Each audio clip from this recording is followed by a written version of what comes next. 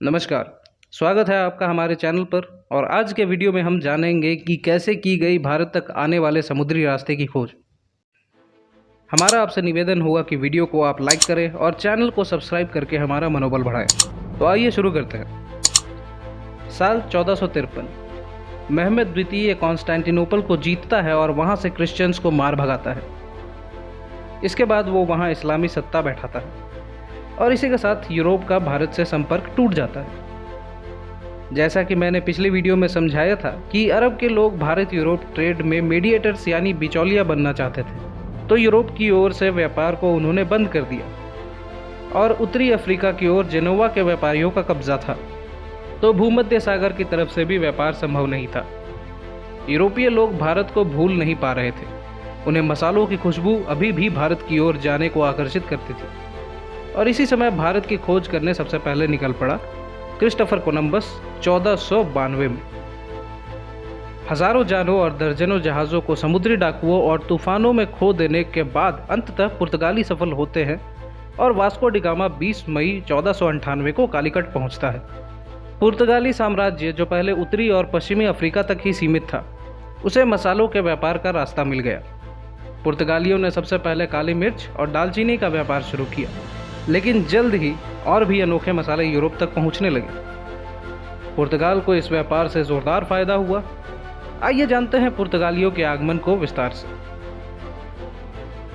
15वीं शताब्दी की शुरुआत से ही प्रिंस हेनरी द नेविगेटर के नेतृत्व में पुर्तगाली अभियान अफ्रीका के तटों का पता लगा रहे थे। सोने और गुलामों की तलाश में निकले इन खोजकर्ताओं ने पुर्तगाल में समुद्री ज्ञान को बढ़ाया, मगर उन्हें कुछ खास फायदा नहीं हो रहा था।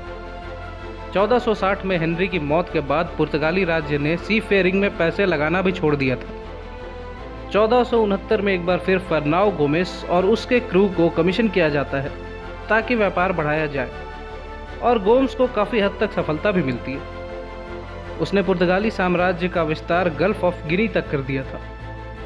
इसके बाद 1481 में पुर्तगाल का राजा बनता है जॉन द्वितीय और इसने कई सारे सुधार किए। इसे पता था कि पुर्तगाली खजाना भरने के लिए व्यापार और वाणिज्य का विस्तार करना होगा।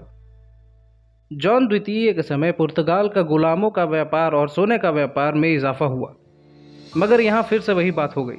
मसालों की महक पुर्तगाली भूल नहीं पा रहे थे।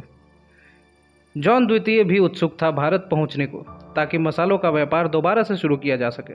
और इस समय यूरोप और एशिया के बीच के व्यापार पर वेनिस का एक अधिकार था, तो जॉन द्वितीय ने नीति बनाई कि समुद्र के रास्ते ही व्यापार करना होगा। 1487 में पुर्तगाली भारत की ओर 2 जासूसों को भेजते हैं ताकि मसालों के व्यापार की खबर जानी जा सके। और 1488 में छोटी सी सफलता तब मिलती है जब बार्टोलोमियो डियास, जो एक पुर्तगाली कप्तान था, खोज करता है केप ऑफ गुड होप की और पता लगाता है कि ये ज़मीन बहुत दूर तक उत्तर पूर्व की दिशा में जाती है, यानी भारत का रास्ता तय किया जा सकता है। इस खोज के बाद बस एक इंसान चाहिए था जो इस दूरी को पार कर भारत तक पहुंच जाए। अब यहाँ से 10 साल स्किप करते हुए हम पहुँचते हैं 8 जुलाई 1497 पर। पुर्तगाल की राजधानी लिस्बन से वास्को डी गामा 4 जहाज़ और 170 लोगों को लेकर निकलता है। पुर्तगाल से भारत की ओर फिर वापस आने में जो दूरी तय की गई थी वो भूमध्य रेखा यानी इक्वेटर से भी लंबी थी।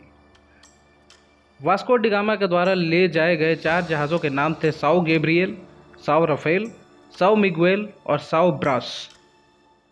वास्को डी गामा अपने क्रू के साथ निकल जाते हैं और बार्टोलोमियो डियाज ने जो रास्ता खोजा था उस पर चल पड़ते हैं। इस काम में वो सफल होते हैं और 4 नवंबर 1497 को अफ्रीका के कोस्ट पर पहुंचते हैं। इस यात्रा में वो 10,000 किलोमीटर का सफ़र तय कर चुके होते हैं। वास्को डी गामा 2 से 29 मार्च तक का समय मोजाम्बिक के आसपास बिताते हैं। उन्हें और उनके क्रू को डर था कि मोजाम्बिक के लोग उनकी खातिरदारी नहीं करेंगे, जो सच बात निकली। मोजाम्बिक का राजा मुस्लिम था और जब वास्को डी गामा वहां जाकर राजा से भेंट करते हैं तो वो एक अरब व्यापारी के भेष में होते हैं। शुरू में तो दिक्कत नहीं होती, पर बाद में मोजाम्बिक के लोगों को सच्चाई का पता चल जाता है और डी गामा और उनके क्रू को भागना पड़ता है। भागते समय डी गामा मोजाम्बिक पर गोलीबारी भी करते हैं। केनिया के आसपास पहुंचकर वास्को डी गामा का खोजी दल समुद्री लुटेरों जैसा बन जाता है। इन लोगों ने अरब व्यापारियों के जहाज़ों को लूटना शुरू कर दिया और ऐसा करने के लिए इन लोगों ने चुना ऐसी जहाज़ों को जिनमें तोप नहीं होते थे। इसके बाद पुर्तगाली जहाज़ मोम्बासा पहुंचते हैं और ऐसा करने वाले पहले यूरोपीय लोग होते हैं, मगर मोम्बासा पहुंचते ही उन्हें वहां से भगा दिया जाता है। इसके बाद 14 अप्रैल 1498 को पुर्तगाली जहाज़ों का दल मलिंदी पहुंचता है। मलिंदी का राजा मोम्बासा के राजा का दुश्मन था, तो उसने पुर्तगालियों का स्वागत किया। यहाँ डिगामा को एक कुशल नाविक मिलता है। इतिहासकार इस नाविक का नाम जानने में असफल रहे हैं। कुछ का कहना है कि ये जाना माना अरबी नाविक इब्न मजीद था, मगर पुर्तगाली इतिहासकारों ने अपने यात्रा वृत्तांत में ऐसा कुछ लिखा ही नहीं है। यहाँ से आगे बढ़ते हुए डिगामा का दल इंडियन ओशन में भटक जाता है और एक गुजराती नाविक उन्हें मिलता है। उसके बताए हुए रास्ते पर चलकर पुर्तगाली बेड़ा 20 मई 1498 को कालीकट पहुंच जाता है। इसके बाद पुर्तगाली बेड़े का स्वागत करते हैं जमोरिन, कालीकट के राजा, और यहाँ से शुरुआत होती है भारत में पुर्तगालियों की कहानी की। पुर्तगाली भारत में सबसे लंबे समय तक रहे, 1498 से लेकर के 1961 तक, और यहाँ के संसाधनों का इस्तेमाल करते रहे और व्यापार भी किया। अब इससे आगे की कहानी अगले वीडियो में। तब तक के लिए धन्यवाद।